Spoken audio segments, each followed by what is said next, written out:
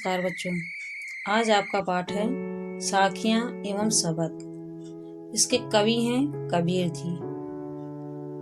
कबीर जी निर्गुण भक्ति धारा के कवि माने जाते हैं। इन्होंने ईश्वर के निराकार ब्रह्म की आराधना का वर्णन किया है। देखिए, इनका पहला दोहा है साखी का। मान सरोवर सुभर जल हंसा केलि कराही, मुक्ता फल मुक्ता चुगै अब उड़ अनंत न जाई। सुभर माने होता है अच्छी तरह भरा हुआ, केलि माने क्रीड़ा, हंस माने हृदय रूपी जीव। यहाँ पर हंसा का मतलब क्या है? हंस से नहीं है, यहाँ हृदय रूपी जीव यानी आत्मा को कहा गया है। मुक्ता फल माने होता है मोती और उड़ी माने होता है उड़कर। अनंत माने अनियंत्र यानी कहीं और।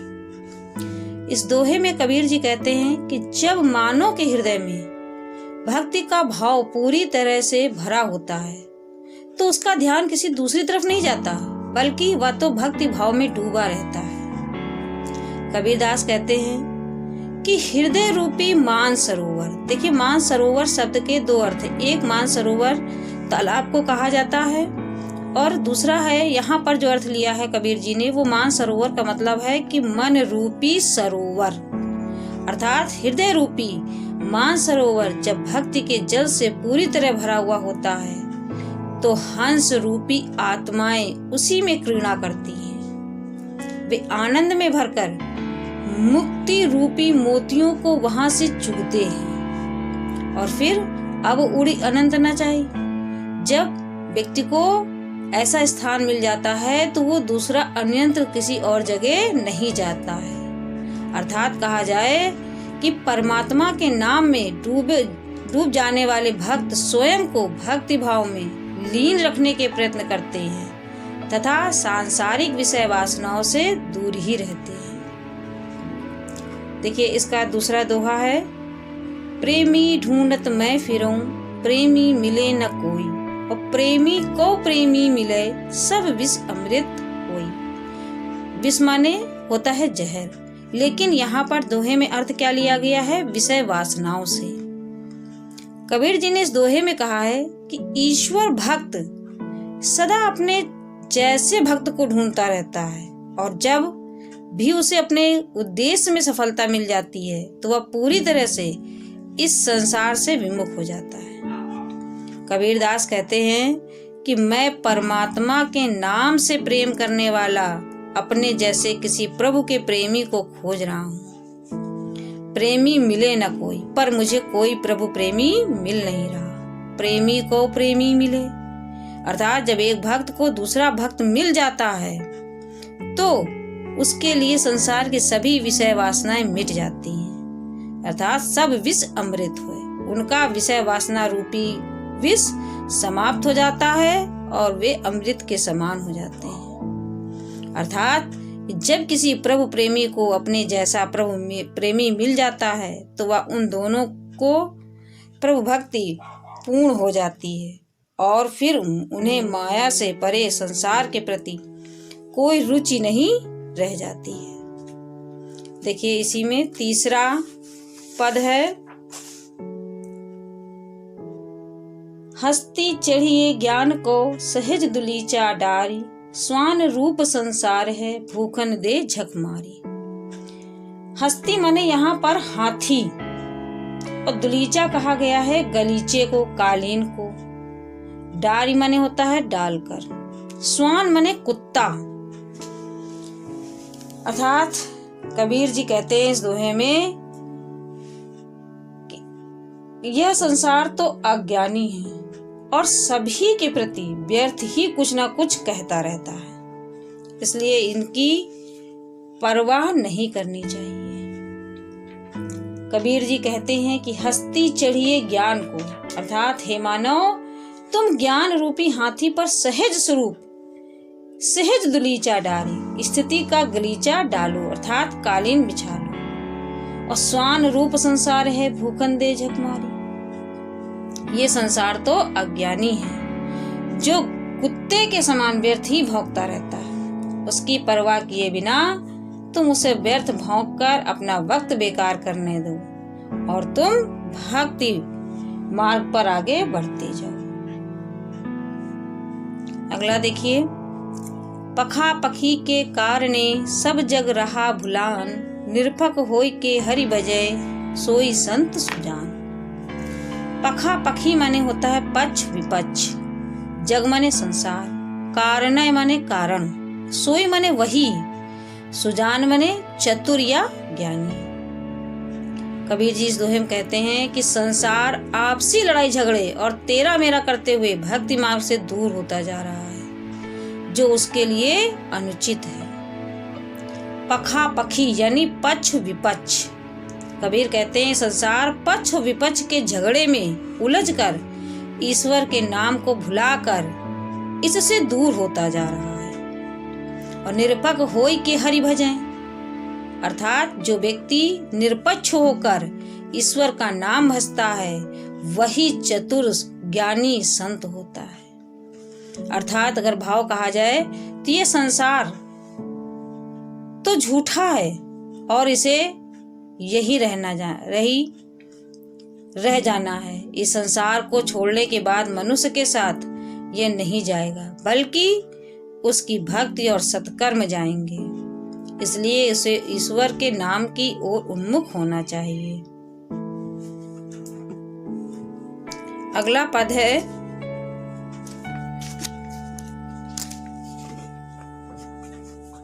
हिंदू मुआ राम कही, मुसलमान खुदाई, कहे कबीर सो जीवता, जो दुह के निकट न जाई। मुआ माने मर गया, खुदाई माने परमात्मा, निकट माने पास। कबीर जी ने इस दोहे में कहा है कि मनुष्य परमात्मा के रहस्य को बिना समझे धर्म के बंधन में पड़ा रहता है और स्वयं को परमात्मा के नाम से दूर कर लेता है। हिंदू मुआ राम कही, कबीरदास कहते हैं कि हिंदू और मुसलमान ईश्वर के वास्तविक सच को समझे बिना राम और अल्लाह शब्दों का दुराग्रह पूर्वक पकड़कर डूब मरे हैं। और कहे कबीर सो जीवता, जो दुह के निकट न जाए। अर्थात कबीरदास कहते हैं कि संसार में वह सावधान है जो इन दोनों के फैलाए धोखे के जाल में नहीं फंसता और अटल सत्यता को समझता है, वास्तविकता को जानता है कि प्रत्येक प्राणी के हृदय में बसने वाला चेतन ही राम और अल्लाह है। अगला पद है, काबा फिर काशी भया, राम ही भया रहीम, मोट चून मैदा भया, बैठ कबीरा जी। काबा माने पवित्र स्थल मुसलमानों का, और काशी यानी वाराणसी। मोट माने होता है मोटा और चून माने आटा।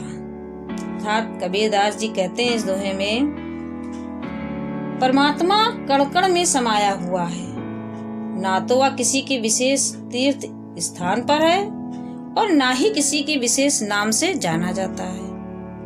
उसे मन की भावना और भक्ति के भाव से स्मरण करा तो तुम्हें प्राप्त हो जाएगा। कबीरदास कहते हैं, काबा फिर काशी भया और राम ही भया रहीम। चाहे मुसलमानों के पवित्र धार्मिक स्थल काबा हो में जाओ या हिंदुओं के धार्मिक नगरी काशी में जाओ, चाहे उसे राम से ढूंढो चाहे रहीम से, वास्तव में वह एक ही है, उसमें कोई भेद नहीं है। मोट चून मैदा भया, जिस प्रकार से मोटे आटे को जब ज्यादा पीस दो तो वो मैदे में बदल जाता है, बैठ कबीरा जी कहते हैं बदल जाता है, तो उन पर दोनों में कोई मौलिक भेद नहीं रहता। तो हे मानो, तू उन्हें बैठकर बिना किसी भेदभाव के खा और पेट भर। अर्थात भाव लिया जाए कि परमात्मा को चाहे कहीं भी ढूंढो और किसी भी नाम से पुकारो, पर वास्तव में वह एक ही है। अगला है दोहा, ऊंचे कुल का जन्मिया, जे करनी ऊंच न होए, सुबिरन कलश सुरा भरा, साधु निंदा सोई। अर्थात इस दोहे में कबीर कहते हैं कि कवि ने सज्जन और दुर्जन की संगति के परिणामों का वर्णन किया है।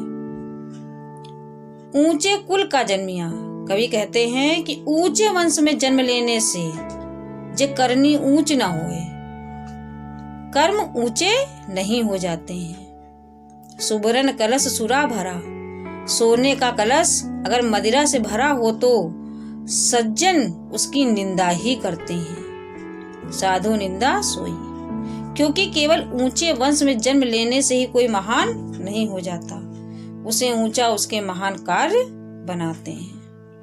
तो ये तो आपके साखी के दोहे थे। अब आगे आपके कबीर के दो पद और हैं शब्द के, जिसमें कि पहला शब्द है, देखिए, मुँह को कहाँ ढूंढे बंदे, मैं तो तेरे पास में, ना मैं देवल ना मैं मस्जिद ना काबे कैलाश में, ना तो कौने क्रिया कर्म में नहीं योग वैराग में, खोजी होए तो तुरते मिलियो पल भर की तलाश में, कहे कबीर सुनो भाई साधो सब श्वासों की श्वास में। मुँह को माने होता है मुझे, बंदे माने मानव, देवल माने मंदिर, और काबा यानी मुसलमानों का पवित्र स्थल, कैलाश यानी कैलाश पर्वत, कौने माने किसी, वैराग माने वैराग्य, तुरते माने शीघ्र, और तलाश माने होता है खोज। कबीरदास जी ने ईश्वर की प्राप्ति कहीं बाहर से नहीं होती, बल्कि वह तो सर्वत्र सभी जगह विद्यमान है, उसे तो अपने भीतर की पवित्रता से ही प्राप्त किया जा सकता है। कबीर कहते, मुँह को कहाँ ढूंढे बंदे, मैं तो तेरे पास में। कबीरदास जी कहते हैं कि हे मानो, तुम मुझे कहाँ ढूंढते फिर रहे हो। कबीरदास जी ईश्वर की तरफ से, ईश्वर कहता है कि हे मानो, तुम मुझे कहाँ ढूंढते फिर रहे हो, मैं तो तुम्हारे ही पास हूँ। मैं ना तो मंदिर में हूँ, ना मस्जिद में हूँ, ना मुसलमानों के पवित्र काबे में हूँ, ना ही किसी हिंदुओं के धार्मिक स्थल कैलाश पर्वत पर, ना तो कौने क्रिया कर्म में, नहीं योग वैराग में, और मैं किसी भी क्रिया कर्म और आडंबर में नहीं हूँ, ना ही मेरी प्राप्ति योग साधना से हो सकती है। मैं वैराग धारण करने से भी नहीं मिलता। खोजी होए तो तुरते मिलो पल भर की तलाश में, अर्थात यदि तुम वास्तव में मुझे खोजना चाहते हो तो मैं तुम्हें पल भर की क्षण भर की तलाश में ही मिल जाऊंगा। कहे कबीर सुनो भाई साधो सब श्वासों की श्वास में, था तुम अपने मन की पवित्रता से मुझे प्राप्त करने का प्रयत्न करो। कबीर कहते हैं कि हे भाई साधुओं सुनो, मैं तो तुम्हारी सांसों के सांस में बसता हूँ, मुझे अपने भीतर ही खोजने का प्रयत्न करो। अगला शब्द है,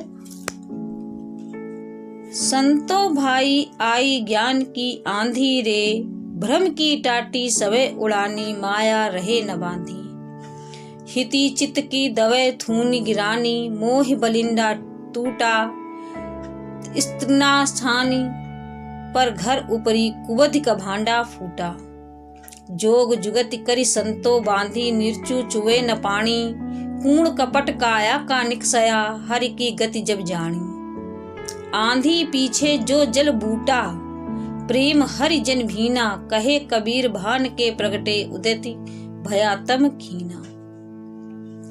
देखिए, इसमें भ्रम माने धोखा, और टाटी कहते हैं छप्पर, यानी बांस और बल्लियों के द्वारा झोपड़ी पे लगाई जाने वाला जो होता है, झोपड़ी बनाई जाती है, उसको टाटी कहा जाता है। दुचिते माने होता है दुविधा से ग्रस्त, दुई माने दोनों, थूनी माने होता है स्तंभ यानी खंबे जिन पर छप्पर टिका होता है, गिरानी माने गिर गए, बलिंडा यानी छप्पर को संभालने वाला आधार यानी खंबा, और तृष्णा माने होता है तृष्णा यानी लालच, छानी माने छप्पर, दुमिति माने बुद्धि, भांडा फूटा यानी भेद खुल गया, निर्चु माने होता है थोड़ा भी, और चूहे माने रिश्ता यानी चूने को कहते हैं माने धीरे धीरे जो चीज रिश्ती है पानी, उसको कहते हैं चूहे, बूठा माने वर्षा, भान माने सूर्य, तम माने अंधेरा, और खीना माने क्षीण हुआ। अर्थात कबीरदास जी इस दोहे में कहते हैं कि ज्ञान के प्रभाव से अज्ञान और भ्रम रूपी छप्पर उड़ जाता है और जीवात्मा की तृष्णा मिट जाती है। कहते हैं कबीर जी कि हे भाई, मेरे हृदय में ज्ञान रूपी आंधी चलने लगी है। इससे भ्रम रूपी छप्पर उड़ गया है, जिसमें ब्रह्म छिपा हुआ था। माया अब जीव को बांध कर नहीं रख सकती है।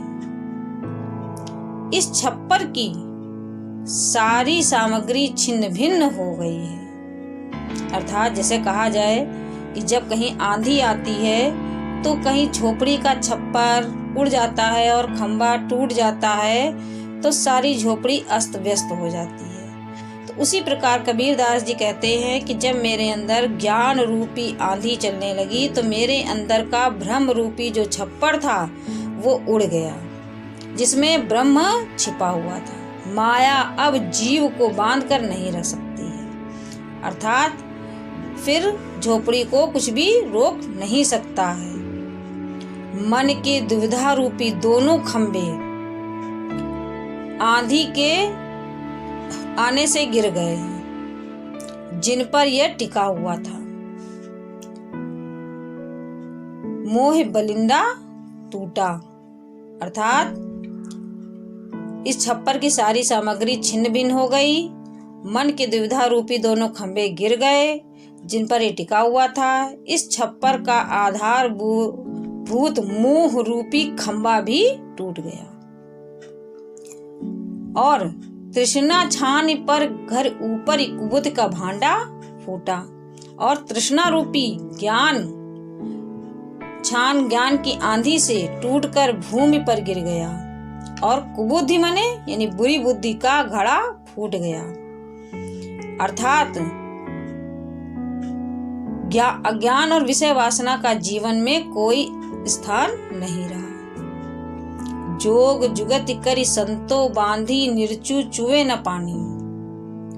फिर कहते ज्ञान की आंधी के पश्चात भगवान के प्रेम और अनुग्रह की वर्षा हुई, जिसके कारण कहते हैं संतों ने अपना फिर जोग जुगत करी, अर्थात अपने योग से अपने साधना से उस ज्ञान रूपी जो छप्पर है उसको फिर से बांधा, जिसमें निर्चु चुए न पानी, जिससे पानी फिर से नीचे न चूने पाए। और कूड़ कपट काया का निकसया, अर्थात शरीर कपट से रहित हो गया। शरीर से सारा छल कपट जो है बाहर निकल गया। हर की गति जब जानी, जब हमने हर की ईश्वर की गति को जाना। आंधी पीछे जो जल बूढ़ा प्रेम हरि जन भीना। और जब आंधी के बाद जब वर्षा होती है तो उसमें हमारा हृदय